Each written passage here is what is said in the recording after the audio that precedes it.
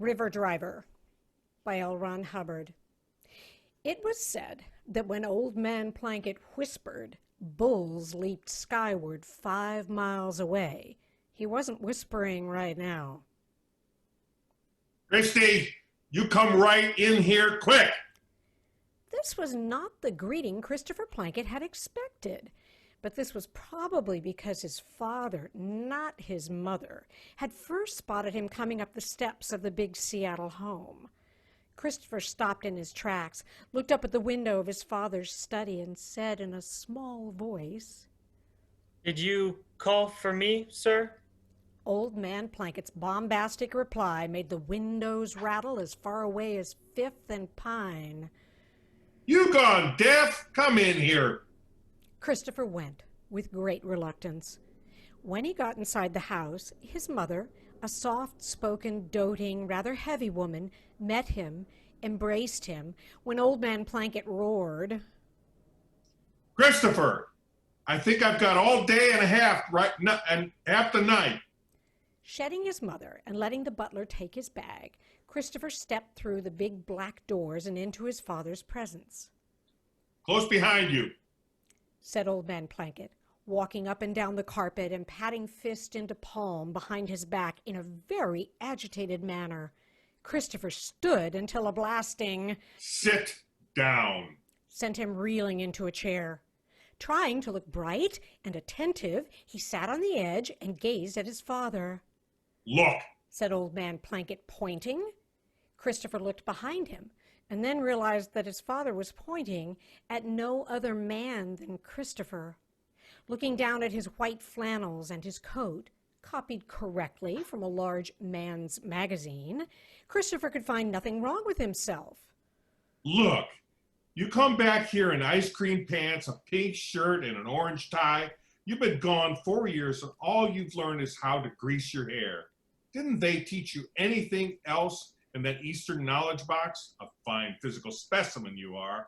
Amazed, Christopher raised his handsome face and said, "I was the fencing champion, and I think I made varsity basketball team.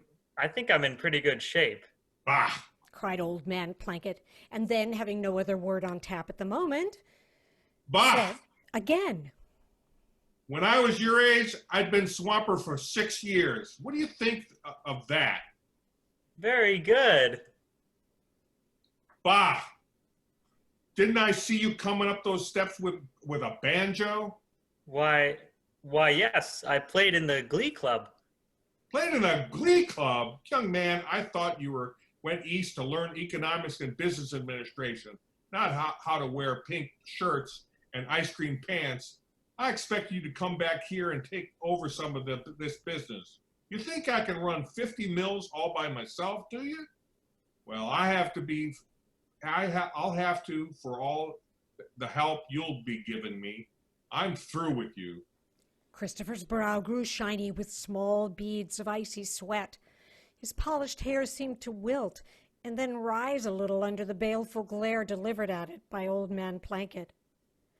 30 years in the lumber business had taught Old Man Plankett nearly everything there was to know about men. He saw his son for what he was, a carefully groomed, flabby-muscled, knowledge-crammed young gentleman used to getting regular money from home and an occasional extra check from his mother. At 22, at which age Christopher had now arrived, Old Man Plankett's shoulders had grown large from heavy work, arms like tree trunks, hands like mauls. Christopher's hands were slim and white as a girl's, though perhaps slightly calloused from playing his banjo. Old Man Plankett's restless roving brought him close to Christopher. An ominous calm settled over the room. Christopher, I'm through with you. One swipe was enough. No more money, nothing. You are no longer my son, understand? You mean I'll have to work? Plankett's weathered eyes narrowed, and white lightning played under the half-closed lids. He bared his teeth. But I will give you one chance to show me what you are a man. One chance. I'll give you the chance to earn $1 million in less than a year. Christopher began to breathe again. Some of his confidence came back. He knew his father to be a bombastic, erratic man, but he knew also that old Man Plankett had a big heart under his vest. That's the amount. $1 million in less than a year. I suppose you'll do anything for that much money, Christopher. All unsuspecting, Christopher nodded brightly. I'd almost kill a guy for that much money. He said in a jocular way. Old Man Plankett stood back and rocked on his heels. That's the job. Christopher smiled, reached for a cigarette, but before he had one fairly in his grasp, he jumped and dropped it. You mean I've got to kill a man? That's right. But listen.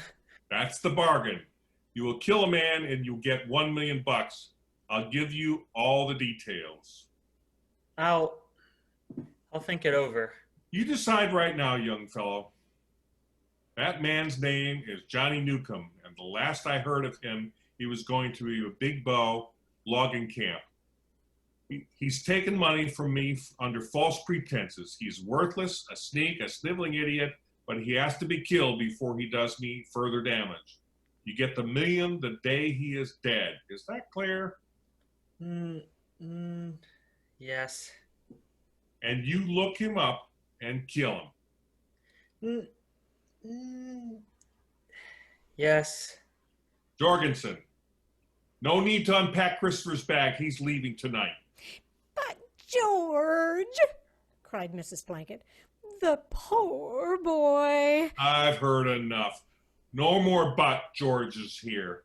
Come on, Christopher. Up with your bag and on your way. My car is waiting outside. It was raining. The skid road was running a small river, and the trees were drooling silver water. The sky was low, the day was cold, and Christopher Plankett was heavily laden. His expensive shoes did not keep out much water, nor did they have much traction on the slick timbers. The hat, which had been so fashionable on Fifth Avenue, New York, was now a blob of soggy nothing upon his disarrayed locks. The pink shirt had dyed the pants pink a short way below the belt. The orange tie was back under his ear. His well-cut jacket was ripped by bushes, and the style utterly failed to keep out the chill. From time to time his banjo hummed in discord in its case as he banged it. From time to time Christopher let out a sigh as mournful as the rain. This was the low ebb in his life. He could sink no lower than this. That was humanly impossible. Never having missed a meal in his life, his stomach rebelled against the lack of breakfast. The driver had stopped for nothing, had merely deposited Christopher at the bottom of this skid road, and had shot away through the drizzle, leaving his charge alone in these wet woods. Christopher was quite certain that there would be bears and other ferocious beasts in this wilderness. As a boy, he had been with his mother most of the time, and his mother had been in the East. Knowing nothing of the Northwest, he was ready for anything to happen, and yet not ready at all. Accordingly, when a bush weaved ahead of him and when a brown object emerged, Christopher was certain that his end was at hand. But the object stood there staring at him, and Christopher stood there in the wet staring back. Far off, a strange, long-drawn cry of Timber! broke the sullen whisper of rain. A mighty crash followed, shaking the forest. Christopher then realized that this thing he was staring at was a man, dressed in a corduroy jacket and a pair of mutilated pants, which showed the full length of his boots. He knew then that he had arrived at the camp or somewhere near it. All morning he had been planning his method of procedure, and he knew it would not do at all for him to blurt out his business. He had hit upon the clever name of Christopher Smith to disguise his own and his business. Besides, he had no wish to tip his hand about why he was there. Are you the man in charge? Nah, I'm the cruiser. Said the Colossus, stroking his unshaven chin with a gnarled hand and looking Christopher over. You knew Croman, they was to get down to the slave market? Beg your pardon? I said, you knew Crummy. Christopher looked down at his clothes and realized that he did look a little seedy at that. Come along. I'll hand you over to the kingpin. Utterly unenlightened by any of this, Christopher tagged after the timber cruiser. The tall one took out a round tin and casually offered some of the dubious-looking contents to Christopher. Wishing to please from the start, Christopher took some irresolutely and then saw that the cruiser had stuffed a quantity into his lip. Following suit, Christopher was startled. He expected flame to shoot far from his mouth. He spat quickly, coughed, turned red in the face, and carefully tested his gums, certain that they were completely burned away. Snooz'll hit you that way when you ain't get used to it.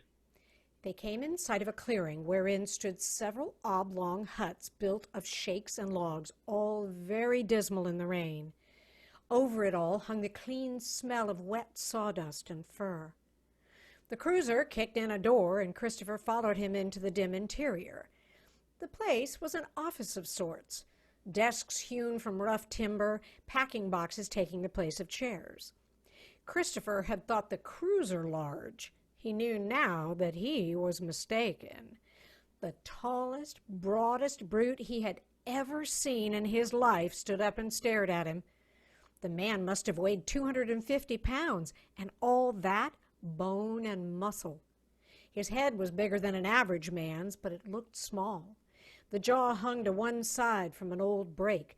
The whiskery skin was pocked with marks from some ancient fight. The man smelled sweaty. Found this on the Skid Row. New Crummy up from the slave market. I don't think the shirt has anything to do with his politics. New Crummy? You say he's the new Crummy, Slim? Now that's a shame. He's awful pretty, ain't he? Oh, I wouldn't say that, Penny. Don't matter much about how they look in a week or so. Remember how they used to work on the last Swamp Angel, trying to save him after the first night?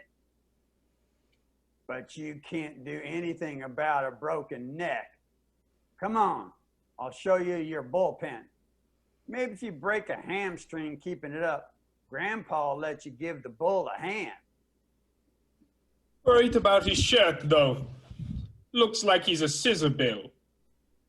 Boys will take that out of him, if he is, said Tiny, leading the way across the clearing. He ducked and entered the door of a bunkhouse. Christopher, far at sea about all this, unable so far to get a word in about his business, followed closely. The tiers of bunks were all in terrible disarray. There had been no Crummy here for the past 3 days, and the blankets and effects had been thrown sky, west, and crooked. Get it cleaned up. You're the Crummy here. Suddenly getting the point and realizing that he had been misjudged, Christopher said, No, I'm here to... Tiny turned a little, made a cannonball out of his fist, and fired on Christopher's jaw. With a yelp, Christopher was lifted off his feet and thrown bodily halfway across the shack. The banjo punged mournfully as it landed in a far corner. Christopher suddenly got mad. He leaped up, doubled his fists, leaped across the floor, and hit Tiny a resounding blow in the chest. Tiny laughed, and the bunkhouse rattled from the shock of both the laugh and the following thud. Christopher lay back in the bunk where he had landed and gazed dimly at Tiny through a swelling eye. Christopher felt awful. He knew that his spine was broken and that his jaw hung in splinters. He lay very quietly. A mighty fist seized him, jerked him forth, and slammed him down to the floor. Tiny pointed at a pail and a broom. Chase them. Get me? Clean this place out and clean it fast. One more yowl out of you and I'll show you what happens to a man who calls me a liar. Christopher was about to protest that he hadn't said anything of the sort when he thought better of it. He crawled toward the bucket and the crude broom. But even then his humiliation was not complete. Tiny's number 13 boot landed in a very personal way. Christopher swallowed his yelp and seized hold of the bucket. When he looked up from his work again, Tiny was gone. For 2 weeks, Christopher's head was in a whirl. Life had become a mad, loud scramble. Boots, fists, sweaty clothes, crashing trees, yowling buzzsaws, clattering timber, shouting loggers, and through it all, like a red thread, ran the agony of his aching body. He had thought at one time or another that he had been weary. He knew now that that was wrong. He had thought long ago that the finish of a hard fencing match was the apex of exhaustion. He knew that that, too, was wrong. In the morning, the yell, "Roll up, you rosin bellies!" found Christopher already at work in the cook shack. By the time Dawn got there, he had washed stacks of dishes higher than the tallest timber, had shoveled out trainloads of strawberries, had carted tons of sow's bosom for lunch. By 10, he had peeled thousands of pounds of spuds, making great white mountains of them all about him. By 1, he had washed more dishes than a skidder could drag out of camp in 10 hauls. By 3, he had scrubbed down his bullpen and had put the place to rights, functioning as a crummy. By 8 that night, he had 10 times more dishes than before to wash, and when he had wearily done them, so tired he was rocking on his feet, he still had to get the breakfast together, under the imperious direction of the belly robber, otherwise known as the gut wrecker. This particular bull became, next to Tiny, Christopher's greatest dread. Stalking about the shacks with a naked butcher knife clutched in his greasy paw, the cook would gnaw upon a frayed cigar and mouth terrible things concerning what he would do to his latest helper if this or that did not get finished. Dressed in a collarless shirt, which had seen better days, girded with a flour sack so black you could not read the writing, pure as driven snow upon it, the bull would give his tattered derby hat a defiant twitch and would roar, All the jack! What the ding-dong you think you're paying for, you ornery son of a hardtail? There's the sun, and you ain't done an hour's work. Log, you scissor-bill, log! This roar would usually bring Tiny upon the scene if Tiny happened to be about camp. Tiny would loom over the cook and look blacker than the belly robber's flour sack and bellow, "Can't you handle your own man? How the old Harry do you expect to hand it out if you can't make him work?" Then Tiny would give Christopher a solid kick with a gigantic boot and walk off. And before Christopher could scramble out of the dirty sawdust, the gut wrecker would descend upon him and follow through and send him down a second time. But that was not the worst. At night, when the rosinbellies came home, they would slosh cold water over their faces, eat, rest a half hour, and would then find plenty of energy left after a 12-hour stretch in the timber. Christopher was amazed by this show of vitality because it affected him directly. Somehow they had located his banjo and had surmised that he could play it. That seemed the first time very good for Christopher. But when night after night they made him sit against the wall and strum and sing until his fingers were raw, his throat was sore, and his jaws ached, he began to lament his ability. And each time that happened, he would have to finish the evening by doing his own work after everyone else was in bed. Tiny saw to that. So did the bull. So did the bullpen boys. At the end of 2 weeks, Christopher was thinking wildly about going over the hump at the first opportunity. He had not made any inquiry whatever about the man he was supposed to kill. He had been too busy for that. He had tried to explain time after time that he was not there to work and had only a sore anatomy to show for his attempts. He was skinning spuds when he came to the decision. He laid down his knife and stood up. But before he took a step, he heard voices outside. Through the window, he saw Tiny and the belly robber. A fragment of their talk came clearly to him. "Couple more days, and he'll take the hump. No guts." Can't do anything with a tie peeler like that. He'll be squawking for his walker tomorrow or the next day. Same leaving me without no crummy. take it, said Tiny as they moved away. Christopher knew that they were talking about him. The fact that they would say anything about him outside his own presence was a boost in itself. And they thought he was going to quit and take his pay, did they? They thought he was a quitter, did they? Well, he'd show them. Angrily, he sat down and began to manicure Spuds with renewed vigor. Maybe he'd locate his father's enemy after all. Maybe he'd get a chance at John Newcomb and get a crack at that $1,000,000. Then he'd show them.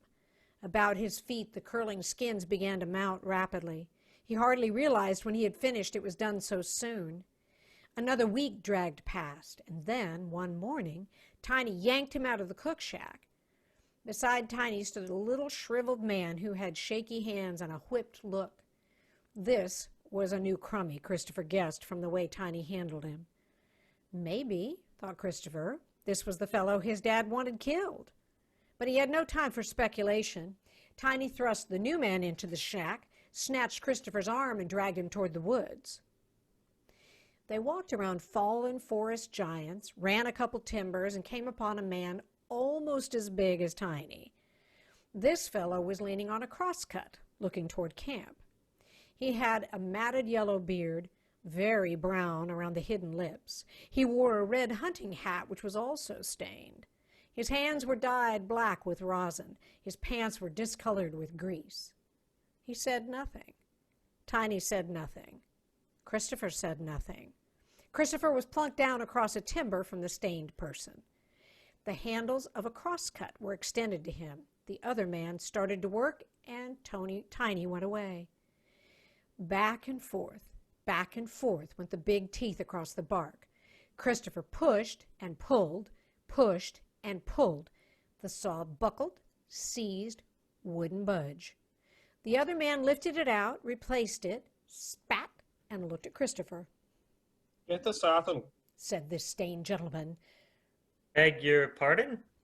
Just push, don't pull, don't ride it. They went at it again, back and forth, and the shiny saw gashed deeper into the timber. Then it buckled with a twang and wouldn't move. Don't drag your feet. Beg pardon? The logger carefully stepped upon the log, stepped down, drew back his right, and let go. Christopher lit and bounced. He came up in a charge, ran into a blow hard enough to fall a mule, went down again. The stained gentleman got up on the timber, stepped down, and took up his end of the saw again. Christopher wiped the blood from his mouth, took his station. Just pull. Just pull when I finish my pull. Christopher used pulled after that. It was better than peeling spuds and cleaning dishes. For the first hour, that is. After that, his hands became blistered, his back began to ache, and his sight grew dim with weariness. Weariness such as he had experienced before would have been a blessing. Just pull. You used pull. Back and forth, Monday, Tuesday, Wednesday, Thursday, Friday, Saturday, Monday. The 1st came and went. The 30th came along some 400 years later. Finally, it was the 15th, and it was raining. Tiny came wallowing through the brush to the place where Christopher was working. Damn this sizzle sozzle. Come up here, Ham, and take this thing. Another logger came out of the brush and shoved Christopher away from the end of the saw. Tiny gave Christopher a shove toward camp. Got a job for you. Can you swim? Yes. That's better than Larson could. He drowned this morning. Christopher gulped and followed. Then he started to think better of it. At least, he thought with a glance at his raw hands, it was better than his last job, whatever it might happen to be. They went through camp and down a skid road. Soon they came in sight of the river. Unlike most northwest streams, this river was close enough to the sound to be fairly quiet. In its upper reaches, it was far too turbulent for any logging use, but down here it was smooth. Many timbers were being shot down to it, and down it to the sound, where they were boomed together and sent to a larger sawmill. Christopher stopped at the edge of the wide stream and stared at the river drivers. Somehow, several logs had caught bottom. Other logs had hit them, and the result was a jam so hard that the men upon it looked like ants running up and down a redwood trunk. A pike was thrust into Christopher's hands, and Tiny pointed toward the jam. Get out there, Banjo. If you drowned, that's tough. But by Henry, you better not drown. So saying, he showed Christopher his mighty fist and pointed again at the river. But how? Tiny gave him a shove and a kick in the pants. Carried by momentum, Christopher went scurrying out along a wide timber. It rolled under him. He tried to roll it back. He missed his footing. The log began to spin. Christopher sent spray geysering heavenward. The icy water whipped the breath out of his lungs. He went down, down, down through the green depths and tried to struggle up. The heavy calked boots he had acquired were holding him under. Suddenly a pike snagged his collar, and a riverman yanked him over a floating log. Gasping for air, chilled through, Christopher tried to mutter his thanks. But Tiny was there by that time. Tiny grabbed his shirt and yanked him ashore. Tiny shook him, hit him on the jaw, and knocked him flat on the oozy bank. Ain't you got anything to do except worry me? Get up and get out there and stop this monkey shines. Christopher sat where he was for a moment. He was too dizzy to do anything else. Then the gigantic Tiny took form, and Christopher's handsome face turned from gray-white to angry red. His dark eyes threw sparks, but he got up and walked the log, stepped off into the jam, and inserted his pike between two lodged timbers. The riverman who had pulled him out bellowed, Not that way, you tie peeler. Get up here and get between these, you scissor bill. And don't get into any more trouble, or so help me, I'll drown you. Christopher skittered over the logs, jumping from place to place clumsily, and went to work under the direction of the kingpin. In spite of the threats, he went in 3 more times on the first day, and when night finished, he was the most miserably cold man in camp. His back ached with the exertion of tossing jammed logs apart by main strength and awkwardness. His hands, though seasoned for weeks by the crosscut, had blistered on the wet pike. In the dark silence of his bunk that night, he plotted dark things. He had come here to kill a man.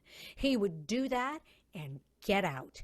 He'd collect that $1 million and go to New York and live like a gentleman. To hell with this logging. He was washed up. And the next morning, he was back on the river, wrestling with the jam, sweating, shouting with the rest. For 4 long months, Christopher, otherwise known as Banjo, was a river driver. During that time, he had managed to build himself until he was no longer aching at night. Had there been any large mirrors in camp, he would have realized the change which had taken place in him. Instead of a pale, white-fingered young gentleman, he would have seen a square-shouldered, big-muscled roughneck. His hands were the color of pine knots and every bit as hard. He drew his pay only because he needed it for his session at Sunday school. Sometimes this educational institution, he would run into a good hand and a good pot and might come away with some extra change, but not often. Twice he had pressed bricks in the nearby town, but other than that, he had not left the camp. One evening, he was walking back to the bullpen. When he was walking back to the bullpen, he asked the stained gentleman about this fellow John Newcomb. He had hoped up to that time that he would get wind of the man without asking, but he had had no success at all. He hadn't even heard the name mentioned. Is there a fellow here by the name of John Newcomb, Ollie? Ole spat reflectively, looked hard at Christopher, and then said, Yeah, there's a fellow by that name. Which one is he? I'll point him out sometime. Is he a very big man? Ole shook his head very solemnly. Not so big. Is he very dangerous? I tell you, Banjo, he's purely dangerous, all right. Did he ever kill anybody? Oh, yeah, plenty of fellers. So that was why he had his orders, was it? You know him by sight? Oh, yeah. I always know him by sight. You point him out to me someday. Sure. Someday. That closed the subject for the moment, but it left Christopher very uneasy. During the whole 6 months he had been here, he had looked cautiously about him, wondering if this or that man was the one he sought. He did not have the slightest idea what he would do if he finally caught up with the man. He had been too afraid of his father to decline the offer, and now he was sure that he had finally come to the point where he had to do something about it. Feeling a little ill, Christopher slept badly that night. The next day, down on the river, he was very inattentive. He spilled once and took a cold dip while trying to swing a grandpa of all logs into position. He got his foot jammed another time and almost broke his leg. He had finally gotten so adept that he could travel along these logs like an otter, but this day seemed to have lost him all of his skill. Finally, above the noise of the water and the shouts of the other drivers, he heard a familiar bellow. Tiny had been standing on shore watching him, and Tiny was yelling for him to come over. Christopher went, obediently. Tiny greeted him with, You asleep? Think we pay you to take swimming lessons? What the hell's the matter with you, Banjo? Christopher looked up into Tiny's eye and said nothing. Tiny was the camp uncle because he could lick any man in it, because he was bigger than any man there, and because he always carried a heavy robber stick in his hand, big enough to spatter out a man's brains. You've been acting like a tie peeler out there. I'll put you back to crummy, you scissorbill. Christopher surprised himself. The term scissorbill, meaning properly a scab, and being in effect the worst thing one logger could say to another, did not set right on him for once. He hefted the wicked pike in his hand. Who's a scissorbill? Tiny rumbled down deep in his barrel chest. The roar came out like a buzzsaw going into a nail. No man in camp dared question Tiny. The robber stick swished through the air straight at Christopher's head. He ducked. The pike in Christopher's hand came up like a bayonet and almost impaled the giant boss. They parried for an instant. That robber stick sailed to the right. Christopher threw the pike away, doubled up his fists, and waded in. The crack of blows was louder than crashing trees. Tiny sledges landed like earthquakes on Christopher's jaw. Christopher went back, went down flat. Tiny leaped into the air like an adagio dancer. A worm's eye view of the descending caulks was a horrible thing to see. Tiny's feet were as big as doll buggies, and his legs, stretched interminably upward, looked as big as the timbers they carried. Christopher rolled sideways. Tiny's landing feet shook the camp so that the pans rattled in protest. Christopher came around, came up, and before Tiny had his balance, Christopher's fists landed with quick, snapping blows in Tiny's stomach. Wheezing, Tiny tried to land one of his own. Christopher's fists caved in Tiny's chest so hard that Tiny's backbone bulged. Torn turf flew under grinding boots. Bones snapped, knuckles cracked, blood flew like rain. Tiny reared and tried to throw Christopher down again. Christopher's boot went behind Tiny, and Tiny went down. Christopher took off, caulks heading for Tiny's face. Missing, Christopher felt his legs seized. He came down like a high faller. They rolled and twined. About them surged the camp. Even the polecats had heard the battle from afar and had come to see it. Somebody at last had challenged the camp bully. Somebody was logging Tiny off. But he couldn't win. Not Banjo. Banjo was too small to win, being only 6 feet to Tiny's 6 feet 6. Weight was all on Tiny's side, none on Banjo's, and yet the rosinbellies yelled out their lungs. Come on, you Banjo. Give it to him, Banjo. Kill him! Kill him, Banjo! Grunting, sweating, and straining against each other, the two gladiators came to their feet again. They faced each other in the man-bounded ring, glared, and then tore into each other. Cloth, broken caulks, fragment of Tiny's teeth, popping buttons, blue, explosive words all filled the atmosphere about them. Blow after blow landed, blows, heavy and hard and swift enough to kill an ordinary man, and yet they stood toe-to-toe and slugged. Blind, roaring mad, they screamed at each other and ripped at each other and took and gave like two bull jeans flying apart at top speed. Christopher went down. The ring hushed for an instant. Tiny reared up and sent a savage kick into Christopher's side. It sounded like breaking 2x4s, that kick. The ring groaned. But Christopher came up again, first on his knees, dodging, then all the way up to his feet. He rushed. His fists cracked hard against Tiny's jaw. Tiny's eyes turned back in his head. He tripped and staggered. Christopher, with a face like a blood-crazed tiger, followed straight through with countless, echoing, crushing blows. Tiny went down, limp. Christopher looked down at him and began to breathe hard. He would have picked the man up to hit him again, but the Rosenbellies held him back. They were patting him and shaking his hand and telling him, "That's logging, Banjo. That's logging." But he didn't hear them or even see them. He was staring up the bank. Old Man Plankett was standing there, thumbs in lapels, rocking back and forth and looking down with a satisfied grin. A hard expression came into Christopher's battered face. He shook off the loggers and went up the bank and stopped squarely before his father and glared. You own this camp. Why, yes, that's right. I thought so. Well, let me tell you this.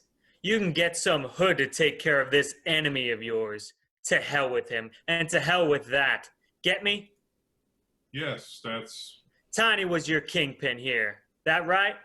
Why, yes, And I licked him, said Christopher, looking very hard and snapping the tails from his words with his teeth.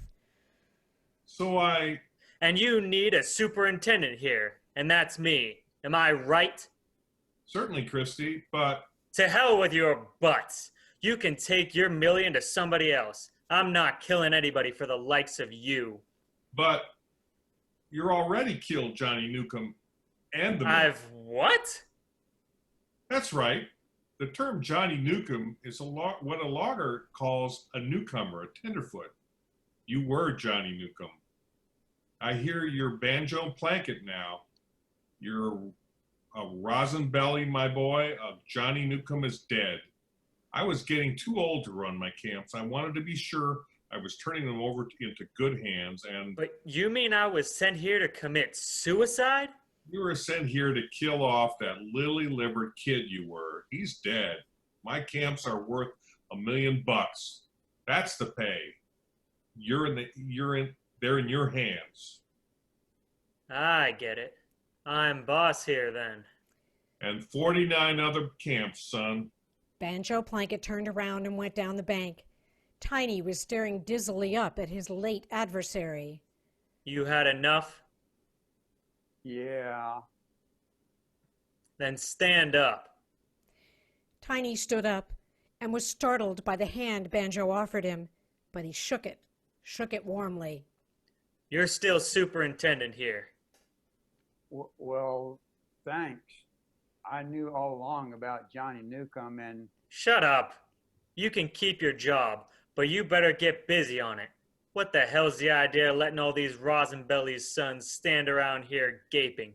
Get 'em to work. Think we're running a vacation camp? Tiny grinned.